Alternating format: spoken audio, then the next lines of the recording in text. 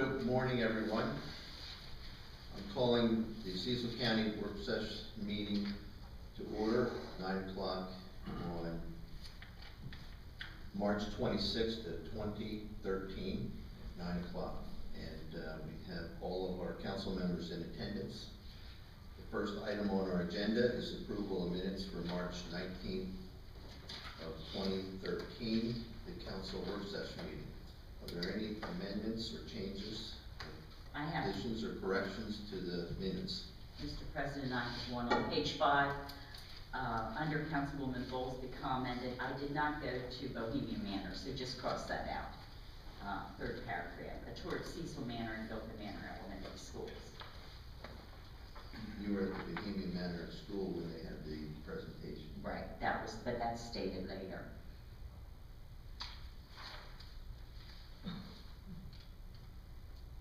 So just delete Bohemian Manor, between Cecil Manor and Gilpin Manor. It should read a tour of Cecil Manor and Gilpin Manor Elementary Schools, Pierce Creek meeting at Bohemian Manor High School, etc. All right, may I have a motion to approve the amended minutes, please? I'll move that they be approved. Is there a second? I'll second it. All right, there's been a motion and a second to approve the amended council work session meetings for March 19th, 2013. All those in favor signal by saying aye. Aye. Motion passes unanimously. Item number 2, looks like the presenters are not here yet, so we'll move on to item number 3. Last week we had representatives from the Maryland Rural Development Corporation here to describe to the council what they do, and they requested the appointment from this council to their board. Jim, do you have anything new to report?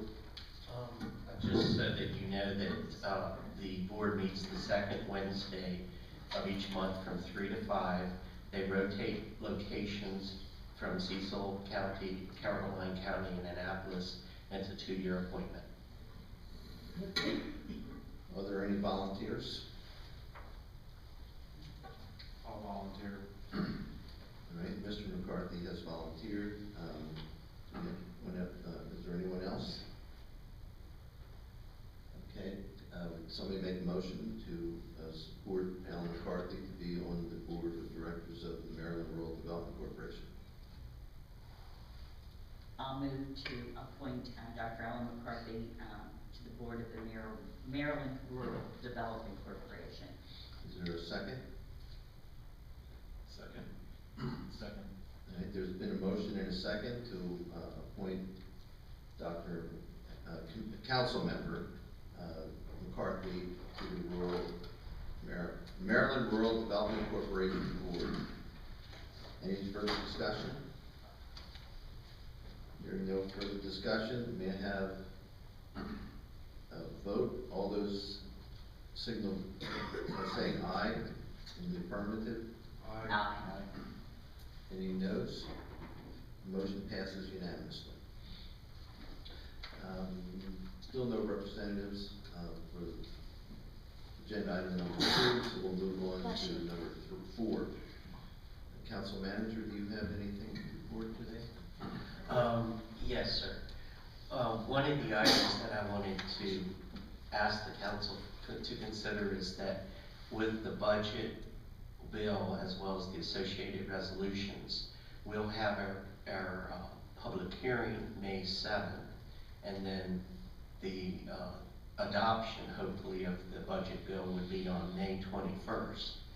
And if we anticipate there would be a lot of public input comments for the budget on May 7th, you may want to consider whether you want us to limit the activities for that day so that there'll be plenty of time for citizen comment, as well as if on the 21st there's a lot of amendments or things to the budget, we'll need some time. So as the administration begins to give us some new legislation, I needed to know whether it's okay to continue to put it on the docket on those days, or would you prefer not to have consideration of other legislative issues during the May 7th and May 21st? I'd just give you an alternative. It is, one thing you could do is have an additional meeting in May if you would want to not keep the other legislation off of the days that we're dealing with budget.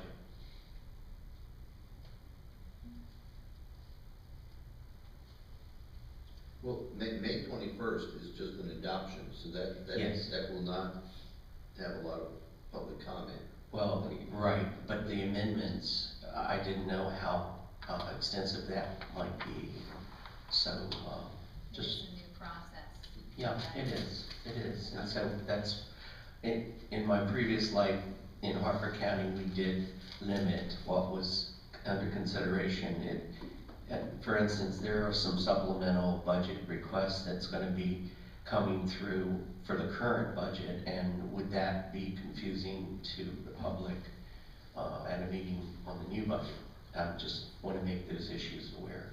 I've been to a Harper County budget legislative meeting, and every nickel and dime, they go through the roll call vote and the introduction and blah, blah, blah.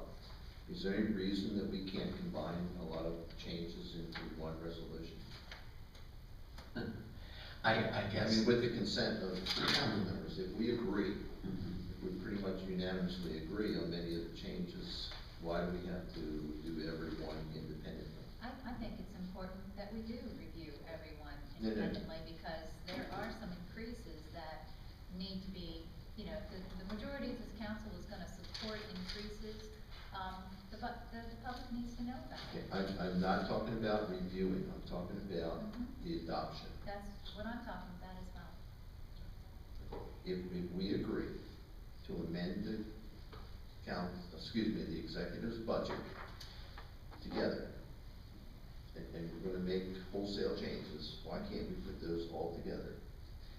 Because I anticipate, and you've been so supportive of the county executive so far, that, me and, sorry to pull you out, Councilman Dunn, but I have a feeling me and Councilman Dunn are gonna be consistent with our fiscal conservative policy.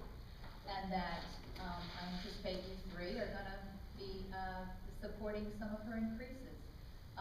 And I'd like to, go item by item to show the public what you're supporting and what you're not supporting. I think it's for transparency, since we're all about transparency. The Guardian could publish, each of the line items. Why not do that?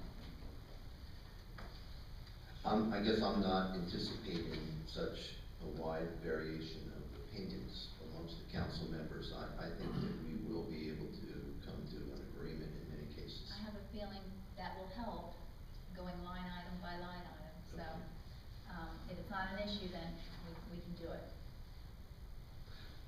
I know that we've already set the schedule in play, and so I would be cautious about making a lot of changes, but what we could do is ask the executive if there isn't anything that's critical or controversial, try not to add it to those dates. But I think that we can cover both the budget and other issues. They may be long meetings, but we're used to that. Okay. Now, I would like to set up some workshop meetings between May 7th and the 21st. As I see it, we're gonna have budget presentations from the departments and the different entities. We'll be listening and hearing to those. Then we're gonna have public comment on May 7th. Public hearing, public comment on the budget.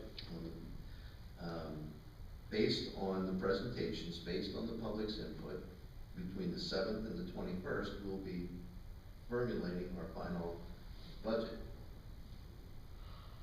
So we should have some workshop meetings scheduled to finalize the budget. between the 7th and the 21st. Do we agree on that?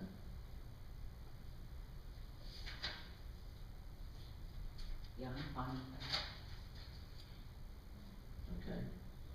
So can you schedule some workshops in the afternoon to discuss the budget? I would anticipate at least 2.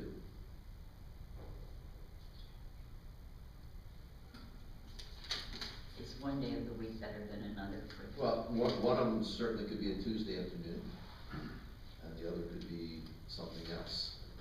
Depends on the opinion of the council members.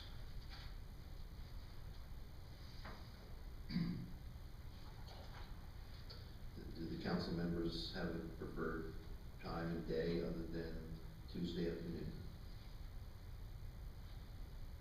I'm okay that week except for Wednesday morning. I'm not available.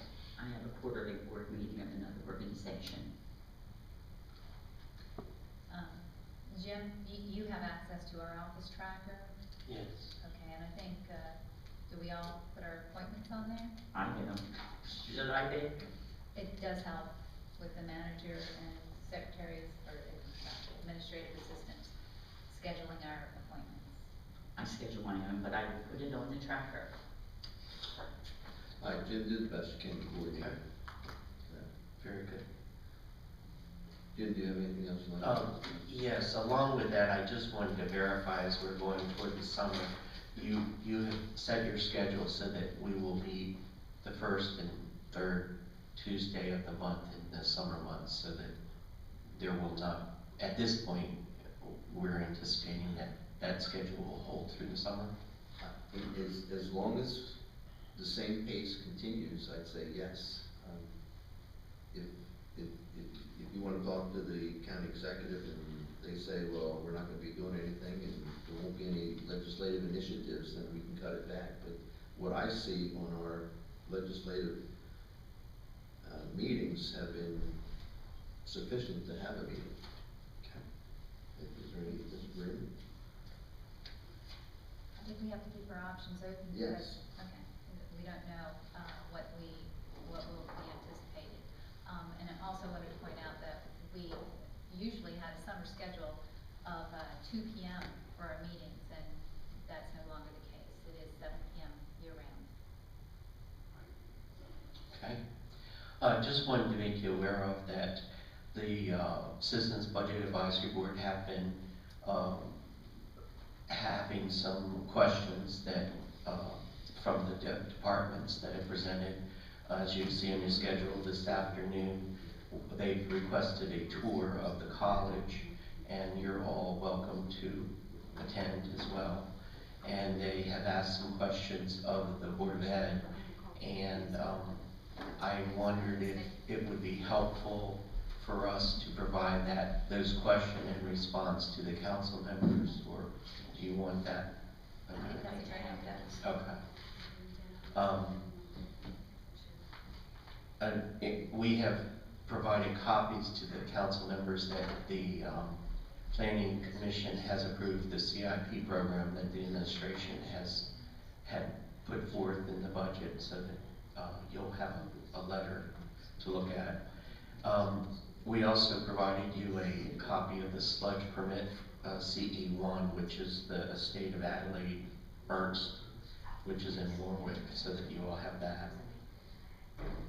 That we had requested an information meeting, so that's not been scheduled yet. In the future, just so you know, on April 2nd during the work session, Scott Mesniak has asked to update us on his proposal for videoing the council meetings and how it could be segmented. So he'll be coming to that.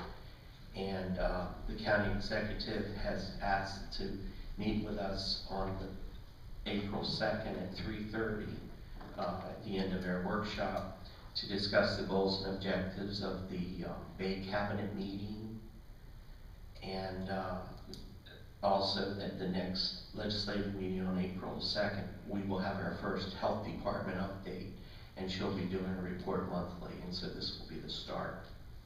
I did schedule the rules of procedure discussion on April 9th during the workshop at 1:30 because the department budgets, presentations don't begin till 2 that day, so that was the first available time, so we'll have a half hour to begin working on the revisions on the rules of procedure.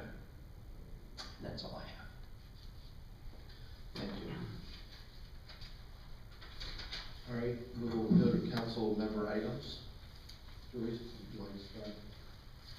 I went to the Elton Alliance Citizen of the Year banquet on Thursday night. As I had mentioned last week, Frenchie Lightcap was the recipient of that award. And on Friday night, I went to the Chef's Challenge, which is sponsored by Union Hospital. It's their kickoff for fundraising for the year. And Jamie Weiss, or West, from Daddy-O's, was the chef that won the award that night. And our esteemed president, Robert Hodge, was one of the judges. That's it. Councilwoman Brunel? Just a reminder that the next drug awareness workshop will be on community policing. It's scheduled for April 11th, 6:30 p.m. at Cecil College in the Technology Building, room 208. Sheriff Bain of Harford County will review community policing programs that have worked effectively in Harford County, and Sheriff Janney will review programs that are currently in Cecil County, how HIDA will assist the county in fighting drug trafficking, and discuss new programs he would like to promote. On Thursday, I attended the Army Alliance event at a restaurant in Havertide. I enjoyed networking with their state and federal representatives and was encouraged to follow up requests for assistance with emails, and I'll follow up on that. And that was on the issue of the Conowingo Dam, the dredge spoils at Pierce Creek, and a few other issues. After an hour and a half, I had to leave for the next meeting at the Upper Shore Regional Council, meeting held at Kitty Knight House in Georgetown. There were many different funding opportunities presented for ag business at the meeting from Maryland Capital Enterprise, Marbitco, which is the Maryland Agricultural and Resource-Based Industry Development Corporation, and DBIT. And it was pointed out that farmers don't like to change, and it takes some encouragement for them to try something new. I hope that I noticed from the presentation that Maryland Capital Enterprise, there are some opportunities there that have not been promoted in the county. We want to look into that. And a success story of a value-added business was presented by Roy and Judy Crow of Crow Farms Vineyard and Winery. They also raise grass-fed Angus beef and operate a bed and breakfast, which provides a unique visitor experience for the area. Our harvest directory for the Upper Shore Regional Council, I requested that bed and breakfast on the Eastern Shore be incorporated, and it has been incorporated now. And we have a number of value-added businesses here in the county that we should be very proud of. And I just visited one the other day, the Way Farm, and she has a dinner organized, I think, quarterly or twice a year. Her last one for the year is April 6th, if you wanted to participate. Last Friday, I had the privilege of visiting the Providence School and met with Louis Gerton, Director of the Cecil Alternative Program, and Gary Hunt, Director of the High Road School. Cecil County Public Schools has contracted with Specialized Education Services since 2011 to run both of these programs because they can do so for less money, and the High Road comes with experience. Director Gerton received his on-the-job training in Baltimore City, and you can see both of the directors have a sincere appreciation for their jobs and the students they serve. They both attended the last drug awareness forum, and I have asked to be placed on the drug, and they've been asked to be placed on the Drug and Alcohol Abuse Council because so many of the students referred to the school have drug-related issues. They also requested and provided suggestions to address effective intervention regarding juvenile delinquency. So I'm going to follow through on that to help them. Later that same day, Jackie Carter, an elementary school teacher from Bainbridge Elementary School, received the Golden Apple Award from State Comptroller Peter Francho. It's an award that is only given to one person in each county, and she was chosen because she went above and beyond her duty in volunteering. Jackie has seen a dramatic growth in her students' reading due to the PAWS program, which invites animals into the classroom so children can read to them without judgment or fear. Jackie's helper is Marley, an 8-year-old standard poodle. And yesterday I participated in the Rural County Coalition Phone Conference. Cecil County was the best represented with 3 from our county calling in. We voted unanimously to support Senate Bill 977 and House Bill 1385. Senate Bill 977 establishes a task force to evaluate regional health delivery and health planning in rural areas, and it was submitted by Senator Pipkin. House Bill 1385 is the Sustainable Growth and Ag Preservation Act of 2012. Deadline extension submitted by Delegate McDermott. The bill would extend the deadline for a local jurisdiction to adopt a definition or description of a major or minor subdivision or a map growth tiers if it has already been submitted and pending approval, and it makes the act an emergency measure. As chairman of the Maryland Rural County Coalition, MACO contacted our chairman of Chairman Kay to take position on the Rural Maryland Council, which sounds very similar to the coalition that we had just put together, just formed. But the council was started in 1994, but has not been active for 3 years because the state didn't fund it. Now that there is funding, it's being reorganized. The council has many representatives from different counties and state departments, but the voting members are the executive board members. The Rural Maryland Council brings together citizens, community-based organizations, federal, state, county, and municipal government officials, as well as representatives of the for-profit and non-profit sectors to collectively address the needs of rural Maryland communities.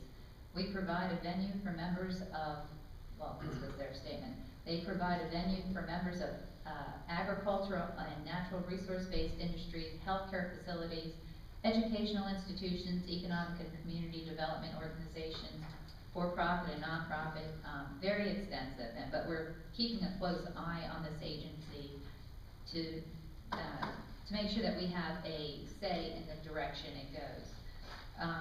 And the Rural County Coalition will be probably hosting a reception for the Sine Die event to thank the legislators who supported us. I wanted to say, I've gotten a lot of comments on the Guardian article, how slanted it was, and the editorial was talking about transparency. And for the sake of journalistic integrity, I would love to see you disclose, the Guardian disclose, who actually owns the Guardian, and it says on the front, owned and run by Cecil County citizens. Is it exclusively Cecil County citizens, or is it out of county as well? So just for the sake of transparency, practice what you preach. But also, please, just if the public would just be aware, this is a propaganda newspaper. It's No, it isn't. No, it isn't. planted. This is my time to speak. You've got plenty of ink. This is my time to speak. I suggest you sit there and be quiet. There was something, well, I can't remember what else I was gonna say. But I'll come back. Let's move on.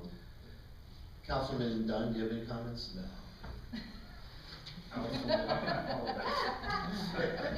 That's exactly what I do.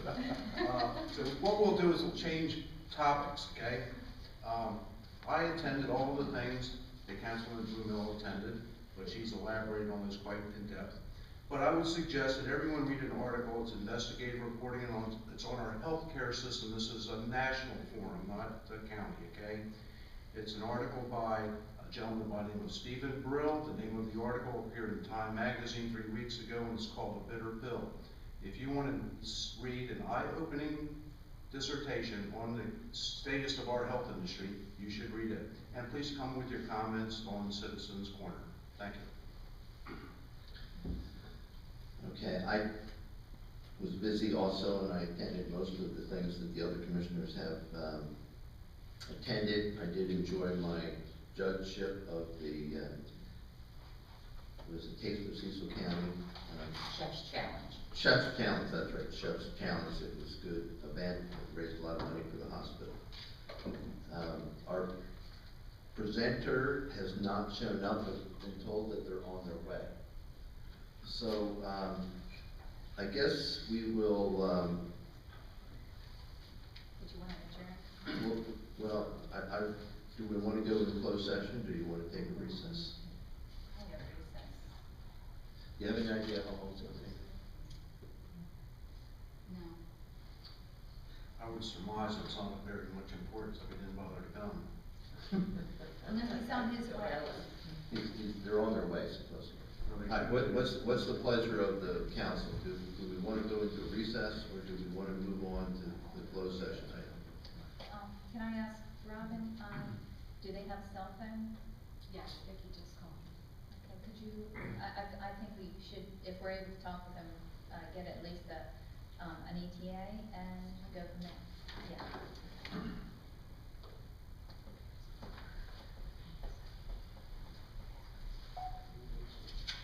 While we're waiting, we're gonna have some budget presentations this afternoon.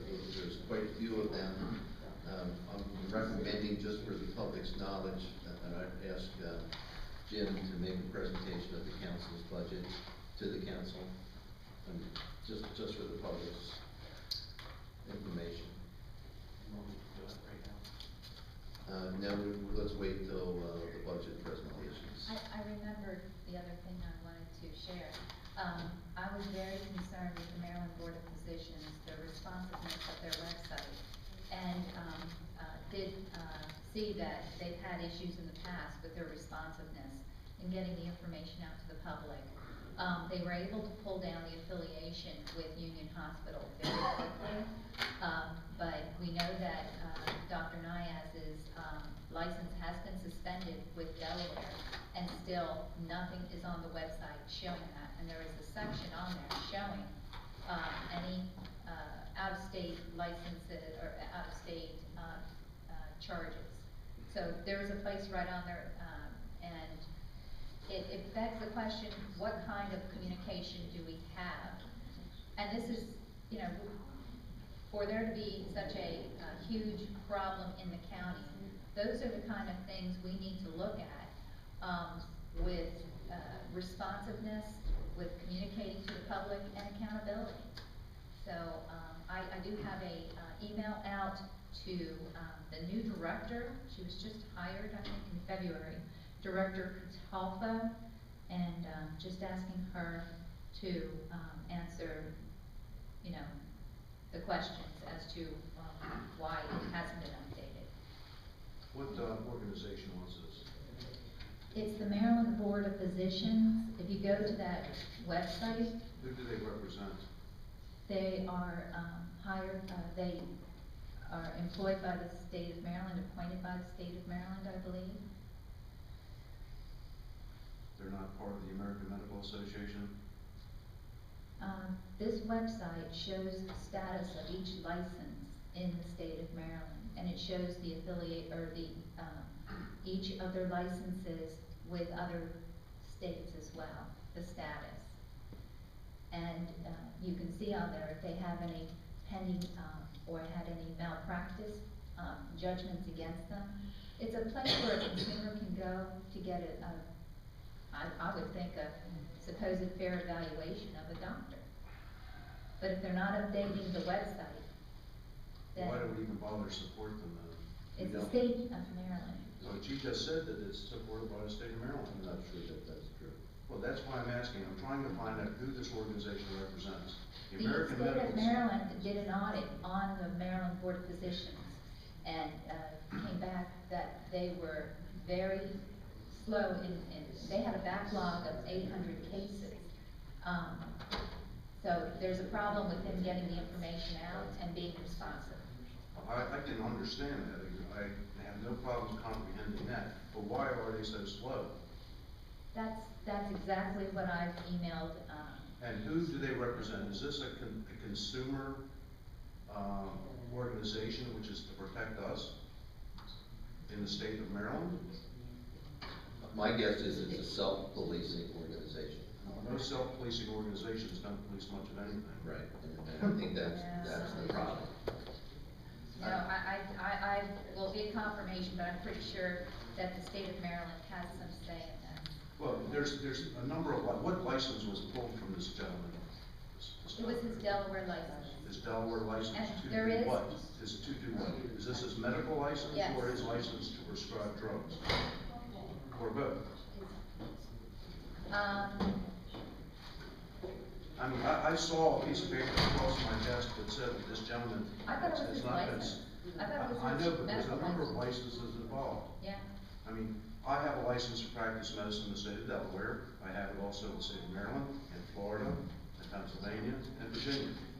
They can only take them one at a time unless they accuse me and prove that I've done something grossly incompetent in all these jurisdictions.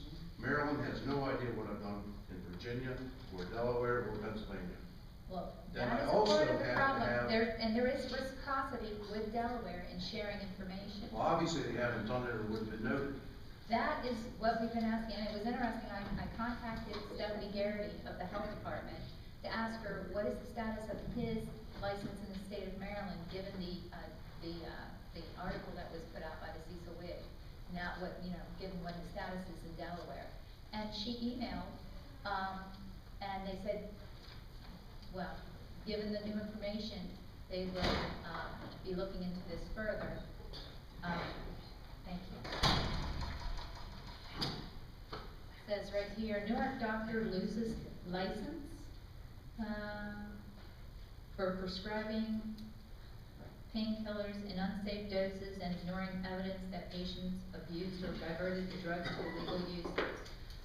It doesn't say if it was his prescribing or his license. That this, if I might just interrupt, there's two licenses involved here. You have to have a federal drug enforcement license that allow you to prescribe drugs of a certain classification. And then on top of that, you also get a state license. Now, the states do not, in most cases, communicate, but if you lose your federal license to prescribe drugs, you cannot apply and receive a license by the state. Dr. McCarthy, I think it's important that we look at what happened with this lack of communication. I'm in total agreement with you. Yes. I'm not arguing with you. I'm saying that you have to basically get the federal license suspended because the states don't care what other states do in most cases. Okay, you're missing my point. What I'm trying to say is, there's been a breakdown in communication. This is an opportunity we have. Well, then take care of that, okay? I can see I that this is am. a problem. And that's why I brought it to your attention. And I'm saying you should probably go to someone who can do something, which is probably the federal went government. to- And once you get to that thing, if you can get that license away, then you basically stop them. In the year that I've been looking into this, it's not just a federal issue, it's a state issue, it's a local issue. You need to hit it on 3 different levels, and that's what I'm doing. Okay. Good luck. I would have hoped that the council would support, the I'm in effort. total support of you, but the thing is the Okay. states don't care. When and if you have something specific for us to support, I'll be happy to look at it. I You also have something spoke that- with if Chuck there's- Cook from the governor's office, and he got me in touch with Chris Yule. So he is also, looking into the, with the, Maryland Board of Physicians. If there's an action that we, the county council, can take, I'll be happy to evaluate it and look into it and see if it's something we want to do. Mr. Wine, do you have anything you'd like to report while we're still waiting? It should be another 5 minutes before our presenter shows up. Just, I think the executive would like to follow up on Mr. Massey's suggestion about the agenda for May 7th. I think she plans to talk to Mr. Hodge and Mr. Massey on Thursday at your next regular meeting about that. Because May 7th is a public hearing, and how to put. Yeah, the agenda for that, and whether or not we wanna postpone other things other items that are in the queue. We have a couple things. We have a zoning text amendment for home occupations that's ready to go. Also, planning and zoning has amendments to their floodplain ordinance that are required to be adopted by July 1st, I believe. Which Mr. Sandstrom indicated that we could postpone those if necessary. As far as introduction or consideration of bills, I don't have a problem with it. If we have to have a public hearing for a bill, I would prefer that it was rescheduled have multiple public hearings on the same night, at least this much through.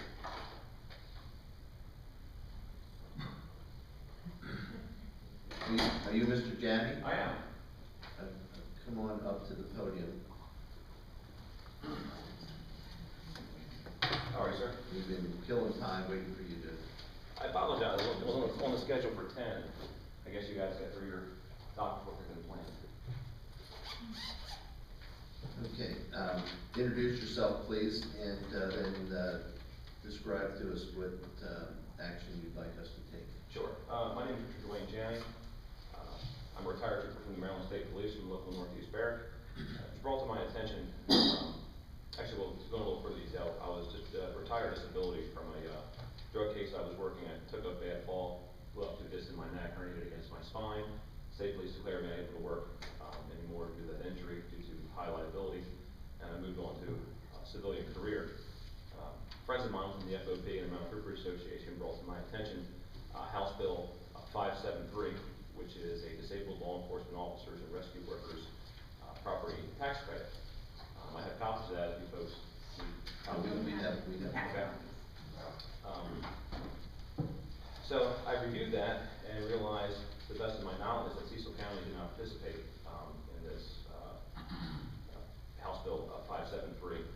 Had friends in Baltimore County and Russell County that were receiving this tax credit and this benefit. So I brought it before members of the MTA and FOP, and they were actually unaware of it. I think it's one of those things that was kind of passed a piggyback bill or whatever, it wasn't really highly populated. So there's a vast interest in it. So I brought it before the council, and I spoke to Terry Moore, and I spoke to several of you folks kind of on the phone to discuss it, to see if Cecil County will opt into it or be willing to participate in this bill.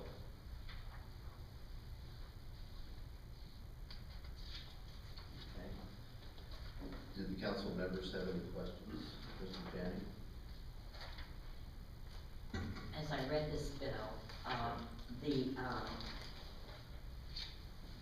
deferment of, or the removal of your property tax bill for those of the officers that are disabled is for the house that you're living in at the time you become disabled, or a house that you have bought within 2 years of when you become disabled. Am I right on Yes, that? yes, ma'am. That's what the whole So bill that is. if you were disabled 5 years ago and you decided you wanted a new house, you'd be paying property taxes again. That's the way the bill reads, your term, Okay. yes. Also disabled, I read what disabled means here. What I struggle with is that several of the officers that I am acquainted with, who are disabled, hold good jobs. There are a few that do, I agree. So I guess I struggle with how you became disabled from the state police or the county police point of view because you're not able to perform the rigorous duties that particular job requires. It's not that when I think of disabled, I think, Wheelchair crutches. wheelchair, yeah. I have a lot of friends who are disabled. I have friends who've been involved in shootings that have suffered mental trauma, and they're just not all there. They haven't really recovered. I have friends who walk with a very pronounced limp. I have friends who've been in wheelchairs, friends who've been involved in shootings, numerous surgeries. I have a recent friend who's been in a car accident, suffered head trauma, broke his pelvis and part of his back. He's going to go through extensive treatment for the next few years of his life. As far as for landing great jobs, well, yeah, I mean, there's a few of us that have done pretty well for ourselves. Most of us have gone to law enforcement, though, have only taken training and dealt with law enforcement. My whole family's involved in the law enforcement community. I mean, Jenny is a pretty popular name in Cecil County. And I went to college for criminal justice, and I took classes on my own and training on my own. When you get out, a lot of those really don't apply to the civilian population. I mean, dealing with tax bill entry and things like that, you can't, use that at a bank or in another civil position. I guess my view on this is, the state, when they put this bill together, said, this is how we're going to honor those fallen rescue workers, those disabled rescue workers. They didn't, choose to say, okay, we're going to give you a break on your tags for your vehicle, or we're going to give you a free fishing license, or we're going to have some other, whatever. This is the method they have chose to do it. As far as for income, I mean, I have friends right now that are struggling to go back and get degrees because they can't apply what they've learned in the police academy, which is, I mean, it's pretty poignant.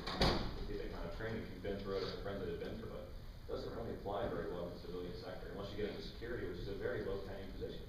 Right. Mr. Janney, I think, what you're, offering and testifying to is very important that we get it recorded. I don't see a microphone up there. No, ma'am. Okay, I think that the sound will be picked up. I had another question, and it's, do you know how many officers currently reside in Cecil County? To the best of my knowledge right now, ma'am, I believe there's 9 or 10. 9. From reading, from some literature I've read, only one topic that is, I don't know, that revolved around this bill. I think in Baltimore County, there was somewhere around 600 or 700. That, it's larger county, obviously, larger population density, more law enforcement and so forth. Had some discussion with some of the various members of the council and within the county. There was a, if you read the bottom of the bill, it's the last page. It says in line 27 and 28, any other provision necessary to carry out the provision of this section, which leaves a lot of the power and prerequisites into the council's hands. So if the council so decided to put a prereq on that says you must live in the county for 10 years before you can receive this benefit. That way people from other counties don't move in this county. So, that way the person in this county would have to live here and contribute for a minimum of 10 years, a decade, into the system. Can I ask a question? If you're disabled, it has to be legally disabled, and so you're already receiving the state disability payments. Yes and no. This deals with state, county, municipality, or a law enforcement officer. State police pension fund is funded by the state police. With those folks who are working now, pay for those who retire, and so forth. The way that works is you get a portion of whatever you were making when you left as part of your pension, as opposed to taking your career out for the entire duration and receiving a larger percentage, receiving those promotions and receiving those step increases and receiving those salary increases. So there is a pension that's provided for you by the state, some by the county, some municipalities a little bit, depends on the percentage and where you work at. So there is a variable scale there. It's not all encompassing. What about the Social Security disability? No. We don't pay as far as the state police, we don't pay Social Security, so we can't get that when we retire. We pay into a pension fund. So the state police kind of funds their own. So the determination of disability is made by the state? It's made by a state doctor. It's a rigorous process. You meet before the state doctor. I think I went through 6 months of testing. I had spinal injections. It came down to, as a 28-year-old man several years back, they wanted to cut my throat from top to bottom and insert a rod. It wasn't the best idea for me at that time. It sounds painful, and from what I hear, you can have terrible repercussions. I opted out. So after 6 months of fighting, I surrendered and just walked away from a career that I wanted my entire life. I think something important we need to do is to check, to get an impact analysis on how many this would affect in the county. Right now, the best of my knowledge, ma'am, it's either 9 or 10. And there could be some, well, the FOP and the Maryland Troop Division is a pretty tight organization, so we keep track of folks pretty well. I'm not saying somebody couldn't have moved in from a different county, from Baltimore County or Cecil County, from a different barrack many moons ago, but I would venture to say it's far under 15. And do you anticipate that this could open the door for other types of jobs coming in asking for the same benefit? That was actually brought up earlier with several off-table discussions. I don't feel so under this bill, because I mean, this bill says disabled law enforcement officers and rescue workers, and it defines what that is. So the whole process goes back to the state of Maryland again. I mean, they honor military and veterans with different credits, if you will. There's the VA hospital, there's VA loans, there's housing, there's benefits and so forth. So I think each job function in the service like that has its own package, if you will, that's honored in a different way. Not to say a different union couldn't come together, a teachers union or a different union come together, a construction union, and say that we want to have a credit and go to the state of Maryland. Anybody can do that. But I don't even piggyback a bill that's been passed back in 2008 that defines the group so definitively.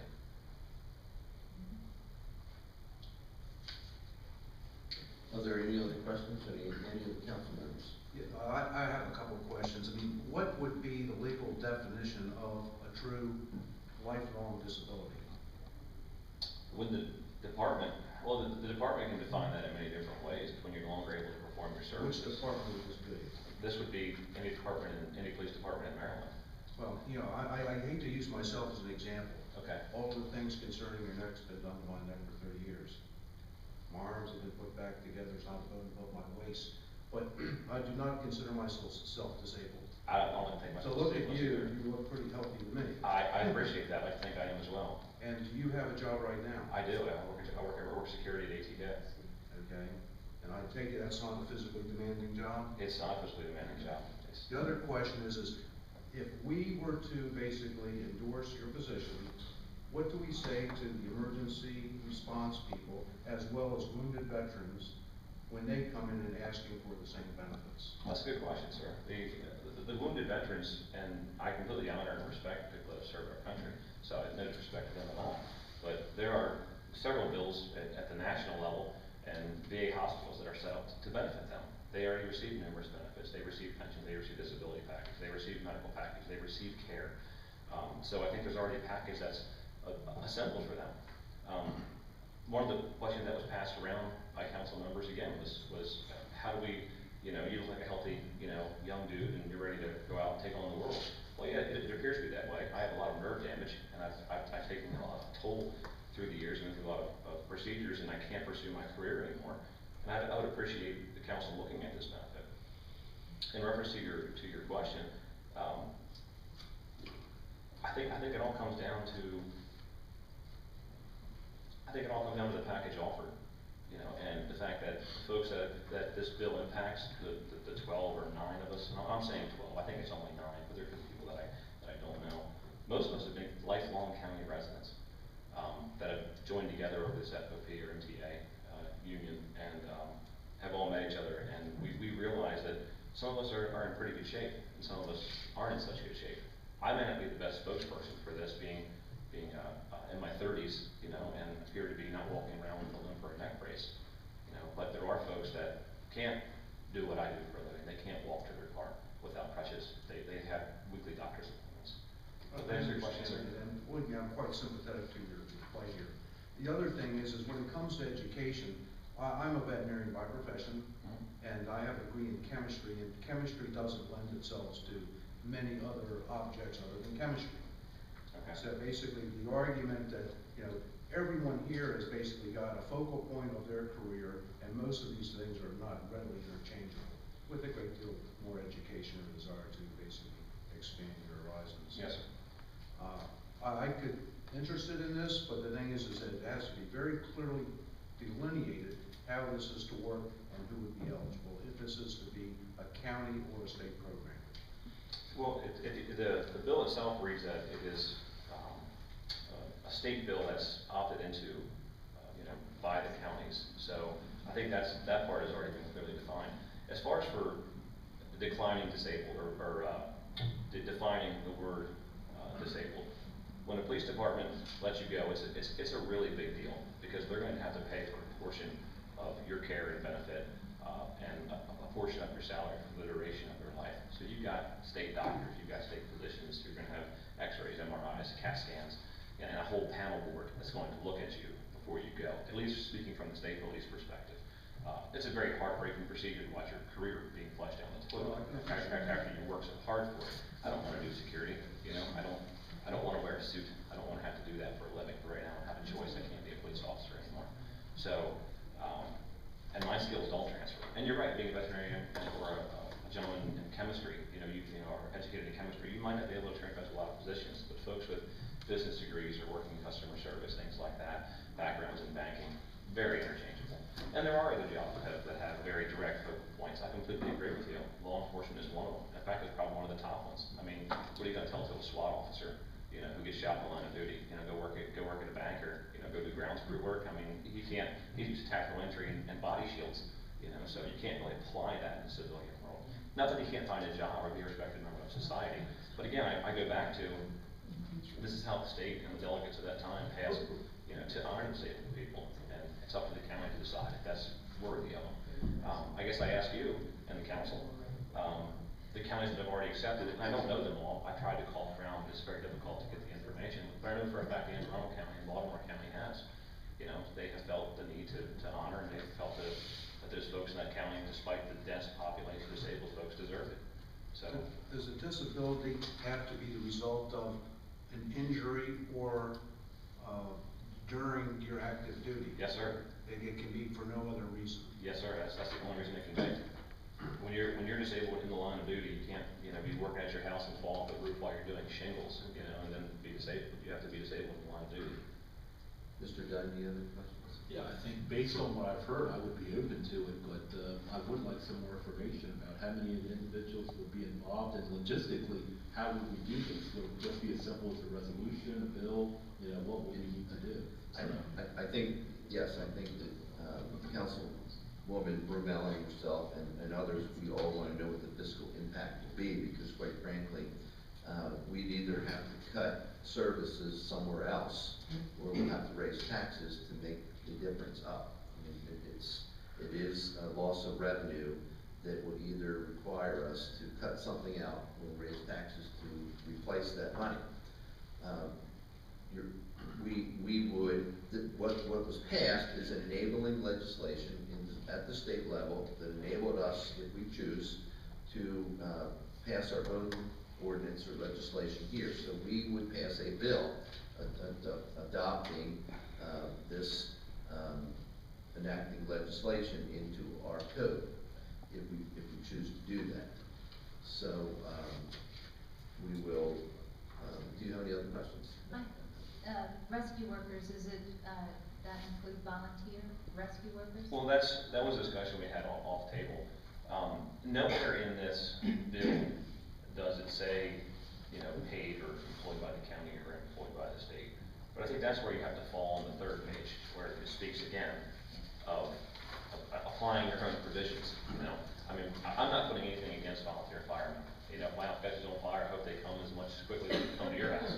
You know, but the reality is there's a large variety of folks that are in volunteer fire departments, and I really don't think that the spirit of this bill covers them. Not that they don't deserve to be honored, because they do, they're a great organization, but that would be the county putting in provisions on what they feel it covers. The way I read it, and speaking to some people off table, it would be those folks that are paid to do this professionally. So it would be police officers, your paid paramedics, paid firemen, which in this county there are no paid firemen that I know of. Well, I would have a hard time saying no to the volunteers, especially if they gave up their own time and then, were injured That would be while the council's decision. volunteering to fight a fire. Sure. And I think it's gonna open it up to a lot more people qualifying. So we really need to take a close look at this bill. Okay. I think it has merits, but, I'm concerned about how many other people will start to come and ask for the same benefit. But I'm willing to look at it. Mr. Gannon, thanks for coming in. Thank you for having me. We'll give your presentation serious consideration, and we will talk to the county executive and evaluate this and decide whether or not we want to move forward with it. Okay, thank you very much. One last question. Hypothetically, let's say, for example, that you were basically recruited to be the chief of the Baltimore City Police Department, and they paid you $175,000 your salary. Would you expect to basically still receive these benefits? That's a great question, and one I never even thought about. I mean, you have a big life in front of you, and I think that you're gonna do very well. But we have to establish what the disability is, and is this disability for financial reasons, or is it just basically another public giveaway? I wanna help those that need the help. Right. But I don't wanna help those that don't want to help themselves. Well, I don't feel Baltimore City's gonna call me up for $175,000. Well, you don't know that. I don't know, they might You call might me, be they the could be president. a voicemail waiting for me. I don't know, sir, that would be consideration of the council. I mean, if you guys wanted to put provisions on a cap on it, I've never even thought of that, so I don't want to answer off the cuff or try to just blow wind at you. Okay, I hope that you can see our point of views. We have a fiduciary responsibility to protect the investments of the people in this county, I respect that. as well as the state. So we really have to basically clearly define what we're willing to do and not leave any wiggle room. I completely agree. Okay. And again, I think that bill kind of covers that with your provisions. It doesn't say there's any hold or collar on you folks on what you can and can't decide. You can decide, you know, there's gotta be 10 years of vested residence in Cecil County, but you can't make over X number of dollars. You can't make over $150,000 as a household, or however you guys would like to do that. There was also a question that wasn't asked by the council, but was asked by people off topic, was how do you prove residence? What if people try to claim residence up here? And that I thought was a very interesting question, again, one that I didn't think of. And I thought that when it came down to it after an off-table discussion, just in case this becomes a discussion later when I'm not here, was what's recognized by other governments, agencies, the MBA, the IRS. So, I mean, there's already ways to establish residence if we had to. Your, you know, X number of years W-2s, or, you know, what does your driver's license say? What does your registration say on your tags? So if it becomes an issue of who lives where, and people are just trying to claim residency in here to get their friend a tax credit, you know, I think there's ways around that to establish that. Because I agree, a bill like this could be abused if it's not put into a box. So I think that becomes the council's job to see if they can put it into a box. Thank you for your presentation. Thank you. Okay, the next item on our agenda is a closed session, and we need a motion to go into closed session. I'll make a motion, we basically suspend and go into closed session. Okay, is there a second?